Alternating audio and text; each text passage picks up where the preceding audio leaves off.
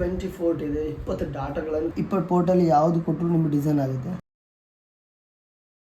Green ಎಲ್ಲದು data ಆಗಿರುತ್ತೆ ಒಂದೊಂದೇ ಚಾನಲ್ ಇಂದ. ಇವಾಗ ಇದು ಒಂದೇ ಚಾನಲ್. ಇದು ನಮಸ್ಕಾರ, ಇವತ್ತಿನ ವಿಡಿಯೋದಲ್ಲಿ ನಾನು ನಿಮಗೆ 24 ತೋರಿಸ್ತಾ ಇದ್ದೀನಿ. 24 RGB ಕಂಟ್ರೋಲರ್ ಇದು ಏನಕ್ಕೆ ಯೂಸ್ ಆಗ್ತದೆ ಅಂತ ಹೇಳಿದ್ರೆ, ಬಿಲ್ಡಿಂಗ್ಗೆ ಸೆಟ್ಗಳನ್ನು ಬಿಲ್ಡಿಂಗ್ ಹಾಕಿದ್ರೆ ಸಪ್ರೇಟ್ ನಾವು ಪ್ಯಾರಲ್ ಕಂಟ್ರೋಲರ್ ನಾವು ಕನೆಕ್ಟ್ ಮಾಡ್ಬೇಕಂತ ಹೇಳಿದ್ರೆ ಅದಕ್ಕೆ ಇರುವಂಥ ಆಪ್ಷನ್ ಯಾವುದು ಅಂತ ಹೇಳಿದ್ರೆ 24.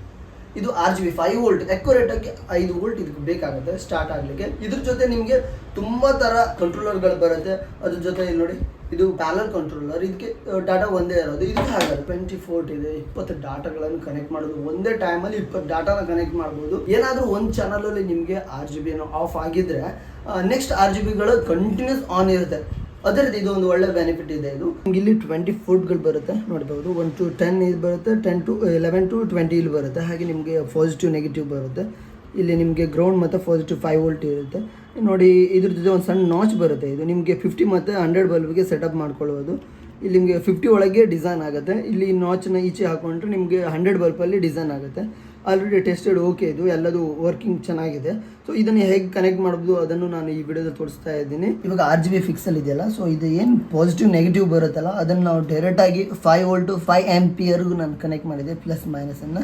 ಈ ಡಾಟಾದ ಏನಿದೆ ನೋಡಿ, ಇಲ್ಲಿ ಪಾಸಿಟಿವ್ ನೆಗೆಟಿವ್ ಏನಿದೆ, ಇಲ್ಲಿ ಪಾಸಿಟಿವ್ 5 ವೋಲ್ಟ್ ಮತ್ತು ಗ್ರೌಂಡ್ ಇದೆಯಲ್ಲ ಅದನ್ನು ನೀಟಾಗಿ ಇಲ್ಲಿಗೆ ನಾನು ಕನೆಕ್ಟ್ ಮಾಡಿದ್ದೆ. ಅದ್ರ ಜೊತೆಲಿ ಡಾಟಾ ಏನು ಬಲ್ಬಿಗೆ ಏನು ಡಾಟಾ 1 ಬೇಕು, ಈ ಡಾಟಾ 1ನೇ ಡಾಟಾಯಿಂದ ನಾವು ಡಾಟಾ 1ನಿಂದ ಇದು ಕನೆಕ್ಟ್ ಮಾಡಿದೆ. ಇದನ್ನು ನಾವು ಮೆಟಲ್ ಮೇಲೆ ಇಡಬಾರ್ದು, ಶಾರ್ಟ್ ಆಗುತ್ತೆ. ಸೊ ಅದಕ್ಕೆ ನಾನು ಈಗ ಪ್ಲಾಸ್ಟಿಕ್ ಮೇಲೆ ಇಟ್ಟಿದ್ದೆ. ಇವಾಗ ನಾನು ಆನ್ ಮಾಡ್ತಾ ಇದ್ದೀನಿ, ಯಾವ ಥರ ಆಗುತ್ತೆ ನೋಡಿ.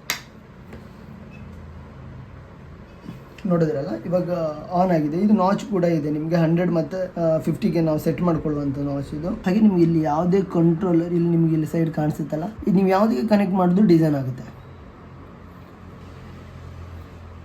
20 ಪೋರ್ಟ್ ಇದೆ, 20 ಪೋರ್ಟಲ್ಲಿ ಯಾವುದು ಕೊಟ್ಟರು ನಿಮ್ಗೆ ಡಿಸೈನ್ ಆಗುತ್ತೆ.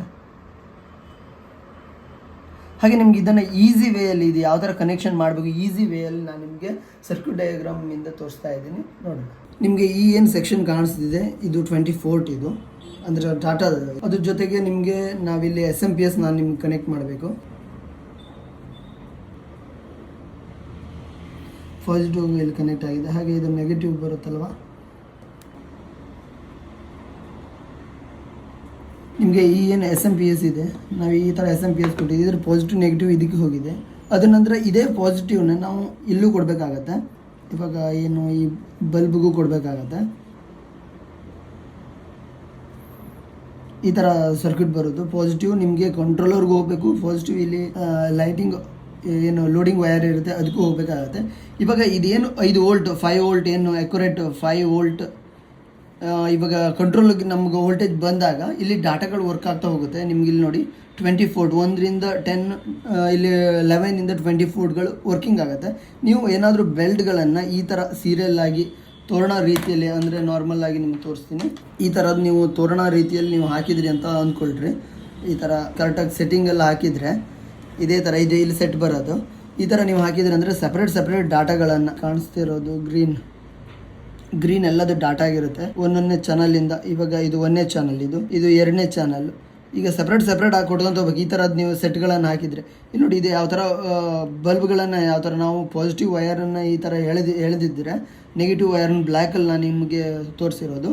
ಈ ಥರ ಪಿಕ್ಸೆಲ್ಗಳು ಈ ಥರ ಕೆಳಗೆ ಬರುತ್ತೆ. ಪಾಸಿಟಿವ್ ಕನೆಕ್ಟ್ ಮಾಡಬೇಕು ಅಂದರೆ ಇವಾಗ RGBಯಲ್ಲಿ ಪಾಸಿಟಿವ್ ಕನೆಕ್ಟ್ ಮಾಡಬೇಕು, ನೆಗೆಟಿವ್ಗೆ ಏನು ಕನೆಕ್ಟ್ ಮಾಡ್ತೀವಿ. ಸಪ್ರೇಟ್ ಡಾಟಾಗಳನ್ನು ಮಾತ್ರ ಸಪ್ರೇಟ್ 1ನೇ ಪೋರ್ಟಿಂದ ಡಾಟಾನ ಎಳಿಬೇಕು, 2ನೇ ಪೋರ್ಟಿಂದ 2ನೇ ಡಾಟಾ, 3ನೇ ಪೋರ್ಟಿಂದ 3ನೇ ಡಾಟಾ, 4ನೇ ಪೋರ್ಟಿಂದ 4ನೇ ಡಾಟಾ, 5 6 ಕಂಟಿನ್ಯೂಸ್ ಆಗಿ 20 ಪೋರ್ಟ್ವರೆಗೂ ನೀವು ಇದನ್ನು ಕನೆಕ್ಟ್ ಮಾಡ್ಬೋದು. 20 ಪೋರ್ಟನ್ನು ಲಾಸ್ಟ್ ಎಂಡ್ ಕನೆಕ್ಟ್ ಮಾಡಿದೆ.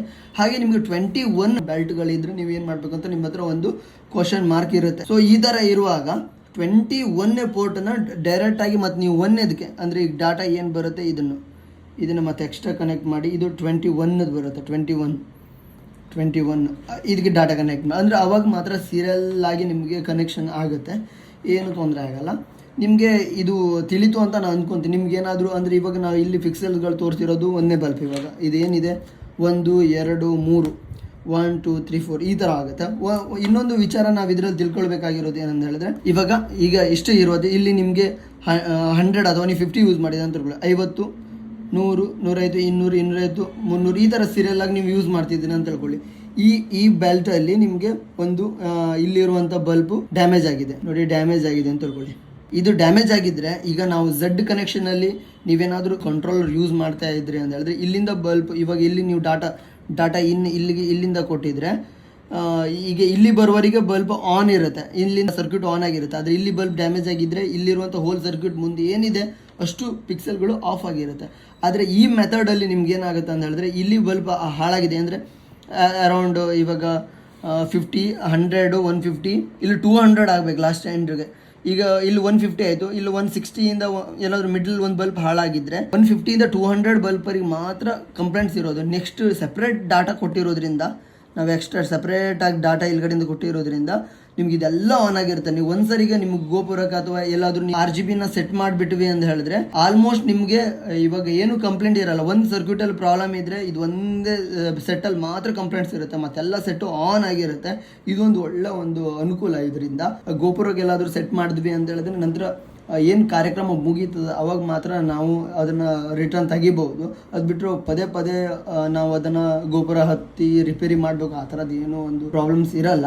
ಇದು ಸ್ವಲ್ಪ ಈಸಿ ವೇ ಅನಿಸುತ್ತೆ ನನಗೆ. ಹಾಗೆ ಇದ್ರ ಕಂಟ್ರೋಲರ್ ಕೂಡ, ಇದು ಡಿಸೈನ್ ಕೂಡ ನಿಮಗೆ ಈ ಥರ ನಾರ್ಮಲ್ ಆಗಿ ಅಪ್ ಆ್ಯಂಡ್ ಡೌನ್ ಆಗೋದಿಲ್ಲ. ಅದ್ರ ಜೊತೆಯಲ್ಲಿ ಅಪ್ ಆ್ಯಂಡ್ ಡೌನ್ ಜೊತೆಯಲ್ಲಿ ನಿಮಗೆ ಈ ಥರ ರನ್ನಿಂಗ್ ಆಗೋದು, ಈ ಥರ ಲೆಫ್ಟಿಂದ ರೈಟ್ಗೆ, ರೈಟಿಂದ ಲೆಫ್ಟ್ಗೆ, ಮತ್ತು ತುಂಬ ಕೆಲವೊಂದು ಒಳ್ಳೊಳ್ಳೆ ಡಿಸೈನ್ ಕೂಡ ಇದರಲ್ಲಿದೆ. ಹಾಗೆ ನಿಮ್ಗೆ ಈ ಥರದ್ದು ಏನಾದರೂ ಪ್ರಾಡಕ್ಟ್ ಬೇಕು ಅಂತ ಹೇಳಿದ್ರೆ ಅದ್ರ ಜೊತೆಲಿ RGB ಪಿಕ್ಸೆಲ್ ಇರುತ್ತೆ, ಸಖತ್ ಚೆನ್ನಾಗಿರುವಂಥ ಕ್ವಾಲಿಟಿಯಲ್ಲಿ ಬೇಕಾಗಿದ್ರೆ.